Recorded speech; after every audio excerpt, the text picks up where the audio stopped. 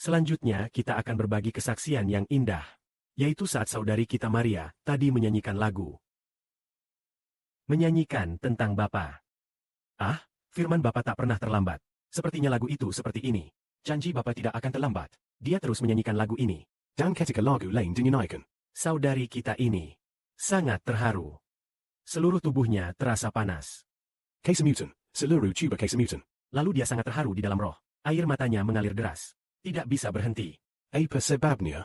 Artinya, meskipun kita sedang dalam penderitaan, janji Bapa pasti tepat waktu. Saudara-saudari, Janji Bapa sungguh tidak pernah terlambat. Bapa pernah menegaskan kepada saudari Maria kita, "Aku akan menjaga, maka pasti akan menjaga." Akan menjaga, artinya di tengah penderitaan dan kesusahan kita. meskipun saudari kita mengalami kesusahan, tetapi Bapa pasti akan menjaganya, supaya saudari kita menjadi kuat dan berani untuk menyelesaikan misi yang diberikan Bapa. Karena Bapa adalah Allah yang janjinya tidak pernah terlambat. Janji Bapa pasti tidak akan gagal. Bapa berjanji akan segera menggenapkan.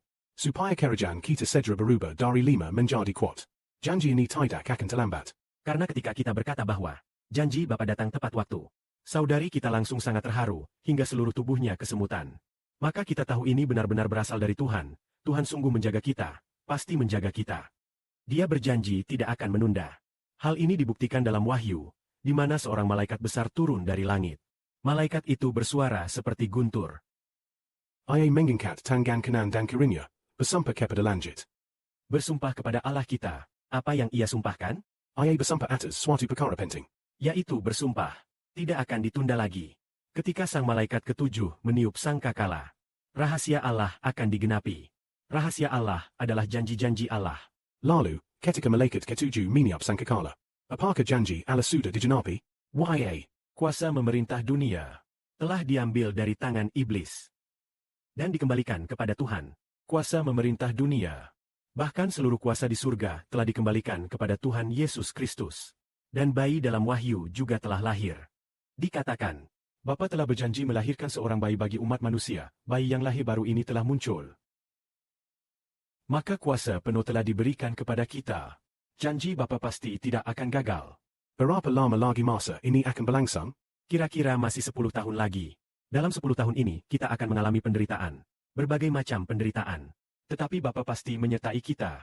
Bapa pasti akan menyertai kita. Jika Bapa tidak menyertai kita, ketika orang-orang yang termasuk iblis terus-menerus menganiaya kita, kita sudah lama binasa. Namun nyatanya, kita mendapat damai sejahtera. Damai sejahtera yang tak terhingga. Meskipun mereka terus menganiaya kita, Walaupun penganiayaan membuat kita sedikit gelisah. namun kita tetap sabar. Bagaimanapun mereka menganiaya kita bertekun sampai akhir, dan pasti menang. Seandainya mereka menganiaya lagi, paling-paling mereka hanya memenjarakan kita beberapa hari saja. Menguji kita beberapa hari. Mereka ingin menguji kita, berharap mendapatkan rahasia apapun dari mulut kita. Atau menguji. Mereka ingin mencari celah untuk menangkap kita. Paling-paling hanya seperti itu. Setelah itu mereka akan melepaskan kita. Atau bahkan pengujian yang lebih berat. Kita tetap mampu bertahan. Karena janji Bapa tidak pernah gagal. Jean Erzu juga berkata demikian. Di antara kamu, iblis akan menangkap beberapa orang untuk dipenjara. Kalian harus setia sampai mati. Maka aku akan memberikan mahkota kehidupan yang kekal kepada kalian. Kami dengan setia bertekun sampai akhir. Bapa pasti akan berbelas kasih kepada kami.